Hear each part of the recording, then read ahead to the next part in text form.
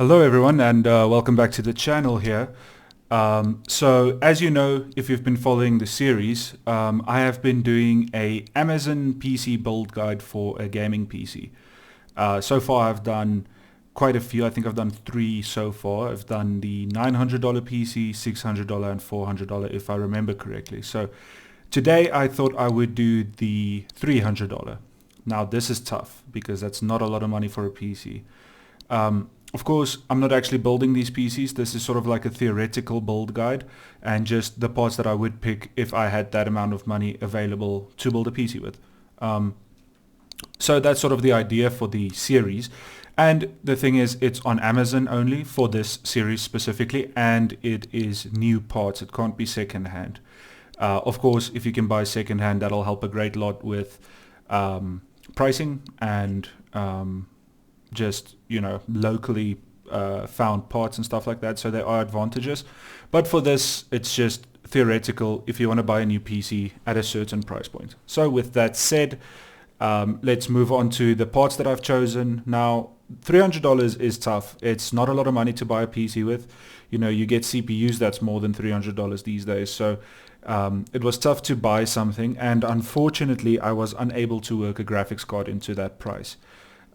Now, if you're buying second-hand, I think you would be able to work a graphics card in, perhaps an RX 580 or something of that ilk. But for new parts, it just wasn't possible because a graphics card is over $100 for a basic one. So with that said, let's get started. The CPU I've gone with for that reason is the AMD Ryzen 5 5600G. Now, this is a good CPU. Of course, the built-in APU is valid for this build, but let's just leave that for now and just talk about the CPU itself. This CPU is a 6-core CPU, I believe, and it has 12 threads. It runs at 4.4 max boost, as it says here, and it is unlocked. So if you do want to overclock, that is possible. It supports 3200 megahertz RAM, and it has a 19 megabyte cache. I assume that's the L3 cache. So yeah, it's a good CPU. If you had a graphics card and you just went for the 5600X or something like that, it's a good CPU for gaming. Myself, I have the 5700X, and I think that is an 8-core, but I think it's not. I think these two are pretty close in terms of performance. And if you're just going to do gaming, which this build is for, then this is more than enough these days. So yeah, I think you would be very happy with this CPU. Now, the added advantage of this is, of course, that built-in APU. As it says, processor with Radeon graphics. Now, look, you're not going to max out anything at HD with built-in Vega graphics. At least I think it's still Vega. But regardless, APU graphics isn't at that place. But it is amazing how far it has come. Considering what it was just a couple of years ago. The Ryzen CPUs have really revolutionized APU gaming, and people don't give it enough credit for that. These days you see these small form factor builds with Ryzen APUs, and they are sort of like mini consoles, and it's amazing what you can do with a low budget with Ryzen, and I think AMD deserves applause for that. So that's what we're choosing with for the CPU and technically the graphics card. I think I just spit a little there. So yeah, so that's it for the CPU and graphics card. Let's move on to the motherboard. Now, of course, you're going to need something that supports this. And since this build doesn't have a graphics card, I went with a micro ATX motherboard, but it's still a good motherboard, and it supports everything that we need. Now, I'm not actually sure what the ultimate RAM speed is on. Oh, it says here 4,733 megahertz. I didn't even know DDR4 goes that high, so that's really good. This is a ASRock A520M, and it fits into smaller cases. It's not mini ITX, but it is mini ATX. So it's not tiny, but it's small. And you know, it's just a standard black motherboard. Has space for one M.2 drive, NVMe over there, and then it has a PCI and a PCI 16. It also has 2 DIMM slots. So in terms of future upgradability, it's not the best, but if you're going with such a small form factor, it's what you get with builds these days. So that's it for the motherboard. I think it's decently priced. It's not cheap, I wouldn't say, but it's okay. I would have preferred to pay maybe 60, but yeah, they only have available what they have available. So for the RAM, I found some really well-priced RAM. I think it's a promotion. So I think it might be another $5 more expensive by the time you actually get to it. But Viper 3200 megahertz kit. Now this is only 8 gigs, which is not a lot, but it is dual channel. So of course, you should have 16 gigs these days, but if you're not going to have a graphics card and you're not going to play, the best games at full graphics, I think you could go with something like this. If you are willing to spend another $10 or $20, you can get 16 gigs quite easily. Like, for instance, if you go with this kit, $34. So I would recommend going with 16 gigs, but for this build it just ultimately doesn't fit into our budget because it's another $15 or so, and that just doesn't work for this build specifically. But I do recommend that you try and make it work with 16 gigs because that APU is also going to feed off your memory, so it is important to have enough RAM. But for esports and stuff like that, I think a build like this with 8 gig will be okay. So yeah, that's it for the RAM. Let's move on to the NVMe drive. Now this is the same sort of with the RAM, where this is a decent drive, the speeds are decent and all of that kind of stuff. But I would recommend you go for the 1 terabyte or the 512 if you can't afford the $40. But for this build, unfortunately, I could only go with the $18 version, which is 256 gigabytes. So see this PC sort of as a starting point, where if you take a 256 gigabyte drive and you take a 5600G and you take 8 gigs of RAM, but it's dual channel, there's a lot to be upgraded. But you can do that incrementally, and the nice thing about that is you'll see the performance go up incrementally, which is a really good feeling, especially if you're just starting out with computers. So this is what I would recommend, but again, if you can spare the extra cash, go for a little bit bigger, because 256 is not enough for all the games. But if you're only going to play esports like Rocket League, Counter-Strike, Valorant, Rainbow Six, those kind of games, then 256 should be okay if you're just going to be just a casual esports kind of gamer. Okay, now for the case. This was kind of a tough choice because there aren't a lot of options in this price point. There are options that are sort of like not standard, but those ones don't take standard power supplies, and this needs to be a PC that anyone can build. So I have used this case before, but like I said, I was super happy with it, and this is the only case I could find for under $50.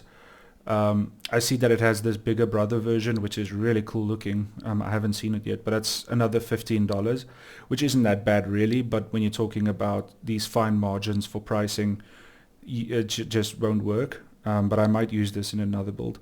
So that's why I took this case. We have spoken about it in the past. It has really good airflow.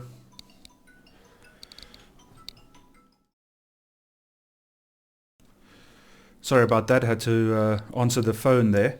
What was I saying? So yeah, so I've used this case before. It's got really good airflow, it's got solid construction, and I really like it. If you want more details about it, check my previous video where I used it. Just check the thumbnail, you'll see it. But I really like it. I think it's a fantastic case, and I wouldn't have any issue if it was my daily driver. I just have like 6 hard drives, so it wouldn't work, but yeah. Okay, lastly, moving on to the power supply. Now, I went for sort of like the cheapest unit I could find because this PC isn't going to pull any power. It's going to pull under 100 watts, I would guess. So these PVO units are well rated. They aren't well rated. technically. I just mean by the ratings they were rated, but they don't have good power ratings as far as I know. I don't actually know what their power ratings are, but you know, if something has a bronze or platinum or silver, whatever power rating, they would put it on, and you can judge from the cabling and everything that this is not an expensive power supply. But I think for a build like this, it's okay. If you do decide to put in a power supply, to put in a graphics card, I think it will still be okay because it is a 450 watt unit, and you're probably not going to put like a 3080 into this PC. You'll probably do like an RX 580 or a 1660 Super, something like that. So I think it'll be okay for those kinds of cards as well. But if you do want to be more secure, I would recommend just going with a name brand that you know and something that has that power rating that is trusted. There's a list of power supplies that you can check out where they have ratings, and if you go for anything like C tier and above, you should be okay. I don't actually know where this is. I probably should have checked before making this, but it's just this PC isn't going to pull any power, so I'm not too worried about it.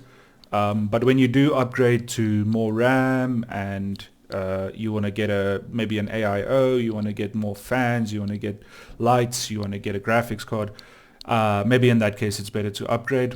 And aesthetically, this is not the best looking thing, but on Amazon they have those Asia Horse cable extensions that aren't too expensive.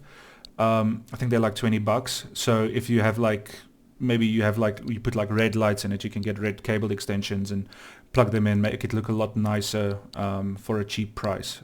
Especially if you're selling PCs, that's a good idea to do. So yeah, that's basically it for the part. I don't think there's anything left to say. I think this is not going to be a gaming beast or anything, but you will be able to play on this, and there will be very few games that you can't play, if any. So I'm pretty excited to see how this does, theoretically. And with that said, let's move on to the pricing guide. Let's do it. Okay, welcome back here. So now we have let me edit this, 300 USD Amazon gaming PC build guide pricing sheet. So the CPU we have established is the Ryzen 5 5600G, $126. The motherboard is the same as last time, the ASRock A520M HDV, $71. We have established we only have 8 gigs of RAM, Patriot Viper 4 Blackout series, $21. Again, it's because of the price. We can't afford 16 gigs at this price point, but I do recommend you upgrade it when you can. We have no GPU because we have an APU with that CPU. For the SSD, we have the Patriot P300M.2 NVMe.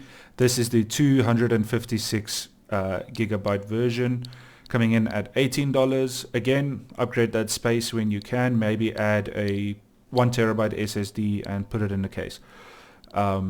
We don't have an HDD. We don't have the budget for it. The power supply, last time we had the Apevia 750 watts. Now we have the Apevia Venus 450 watt. And this is a measly $26, which is pretty cheap for a power supply. Hopefully it's not too bad. You can upgrade that in the future as well. Or just right off the bat, if you can afford it, just go for like a $45 power supply. For the case, we have again the Antec NX200M. I love this case. I think you can't go wrong with it, and I've spoken about it so much at this point. We don't have any extras because the CPU comes with a fan, the Rave Stealth Cooler. So for the total, we have a total of $308. This is as close to $300 that I could get it. Unfortunately, it isn't quite $300, but I think that $10 leeway is okay. It's difficult to get those prices precisely to what they would be, and I do round up with the prices for the spreadsheet. So maybe it'll be more like $306, maybe $305. But I think that $10 leeway is okay, and I think this is a heck of a PC for the money. So that's it for the pricing. With that said, let's move on to the theoretical benchmarks. Let's see how this PC theoretically would perform. Let's do it. Stay with me. Okay, welcome back everyone. So now we're going to take a look at the performance of the computer, but really the performance of the 5600G paired of course with the dual channel DDR4 RAM, but we only have that 8 gigs as I said previously, and how this is going to serve you in a gaming PC. Is it going to work? Is it going to be powerful enough? Is it going to be too weak? These are the questions when you're building something without a graphics card for the most part, but we'll see how it does. First off, we're starting with a more AAA title, something that's a little bit harder to run and requires a little bit more hardware, and that is of course the game Control. Now this is running at low settings, but it is running at HD 1080p, and as you can see this might just be a little bit out of reach for the CPU when you're playing at HD. Now I think if you drop this down just one level and you go to 720p, I think this will be a bit more playable. You'll probably get closer to that 40-45 FPS mark there. But if you look at the average, it is 45 for the average. It's just the screenshot is 35 FPS. So it's not unplayable. It is definitely playable. And right now it's using 3.5 gigs of VRAM and 6.5 gigs of RAM, more or less. And yeah, so the frame time pacing there is a little bit shaky. That's probably because of the RAM. These days 16 gigs is a lot better, and if you put 16 gigs into the system, I think you will get a more consistent frame time, but also a more consistent experience, and you will probably get a few extra FPS there. So let's move on to the next one. Here's another example of something that's just a little bit out of reach, because this is another AAA game. Of course, was developed for the PlayStation 5 first, and this is Days Gone. This is a game that I myself enjoy a lot, and it is a good looking game, and it is quite demanding. So in this screenshot we're getting 20 FPS, but the average is 19, and this is an example of something that is probably just out of reach for a system like this. I think upgrading the RAM will make a difference, but I still don't think you're going to get 30 FPS. So some games just should not be played on a system like this. For the next one, something that is playable, Rainbow Six Siege. And this is running at low graphics, but it is running at HD, and it's quite a consistent frame time. It gets 53 FPS, which is very playable. It's not the best for an esports title, but this is one of the more demanding esports titles, and then the average is 55. So definitely playable, getting close to that 60 FPS bench there, but it could be better, and it definitely would be better with more RAM again. So I would recommend just doing that little upgrade, spend that extra $20 and get that extra 8 gig stick of RAM. Okay, moving on to Forza 5. This is running at 1080p low, and another one that's doing quite well. This isn't a game where you have to be very competitive. It's quite a leisurely game in terms of just how you play. It's not like a first person where you need quick reflexes and it's very fast paced. This is something more where you can sit back and relax and just enjoy the game, and this is getting in this screenshot 56 FPS and on average 46. So for me, I would bump the graphics up to medium and take a little bit of a hit to that FPS, maybe just drop down to 40 FPS average, but it's going to look a little bit better. So that's what I would do. And of course, we aren't talking about FSR or any of these scaling technologies. I don't include that in these benchmarks because I don't think it's relevant to native performance, but of course those things will give you an advantage. Next up we have GTA 5. Now this is another game that's this one is a little bit older. I think it's about 10 years old now, so it's much older, but it's still a good looking game, and it's still a very fun game. And this is running at 1080p high, and it does get 41 FPS, 39 average, and quite a consistent frame time graph. So if you are willing to drop this down to low or medium, you can get that FPS up, but as it is, it's very playable. And again, if you add another 8 gig stick, it'll be fine to play. Moving on to the last one here, we have Valorant. Now this is the sort of game, this and Counter-Strike and probably Rocket League are the kind of games that you won't have any issue playing. Maybe Dota and League as well. Now I myself don't play those games, but I just know that they aren't that difficult to run, and of course League is another game made by Riot. So this is getting 139 frames in the screenshot, 133 average, and that's really good. I mean, that's high performance sort of numbers, high refresh rate kind of numbers. So if you do plan on just playing games like Counter-Strike and Valorant, you can even go with a high refresh rate screen if you want to. That frame time is very good as well, and this game seems like it's a bit more CPU intensive, although it doesn't seem like the CPU is doing much, to be honest. But I just mean it's not graphically inclined so much because it's kind of like an easy game to run. Now, of course, this is running at low, but I think even if you put this up to high, it'll run over 100 FPS. So if the question is whether you can game on a system like this, then the answer is yes. If the question is whether you can play AAA games, the answer is kind of. Not really.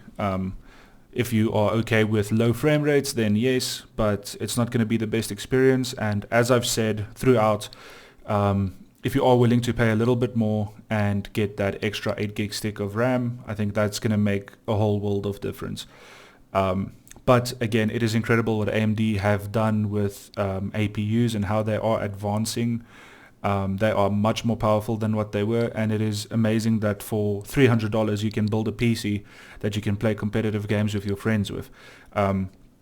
There's a whole host of games that I didn't even look at, things like Halo, for instance, Halo Infinite, Counter-Strike, and you know, those kinds of multiplayer games where it's sort of like esports themed and it's quick and it's just fun to play. And I have seen Call of Duty run off a system like this as well. So there's another one that you can throw into the mix that you can probably play at decent FPS. So yeah, if you are someone that's starting out and you want to buy a PC, you want to learn how to build a PC, you don't have a lot of money, but you are willing to pay around $300, I think this would be a good place to start. But again, I'm going to stress, add another $20 and put 2 8 gig sticks to have 16 gigs, even if it is a higher latency, even if it is CL18 and 266 speed, just get that dual channel 8 gig sticks. That's going to be very important to a system like this, and I think it'll run much better. But if you are looking at getting into gaming, this is a good place to start. And of course, you can add a graphics card later as well. That'll make a massive difference. This CPU is going to last you a while. It's going to be a long time before this CPU is irrelevant. So if you want to future-proof in that way, get those 2 sticks of RAM, get the CPU, and down the line when you have money, get the graphics card. So that's going to be it for this one. I hope you enjoyed it. Thanks for sticking with me, watching the whole video. Hopefully it was informative. If you would have done anything differently, let me know in the comments. Let me know what APU would you go with, or would you be able to fit a graphics card into this budget? That's a little bit tight, but maybe some of you would be able to do that. So let me know what you think. Thanks for watching, and I hope to see you in the next one. Cheers.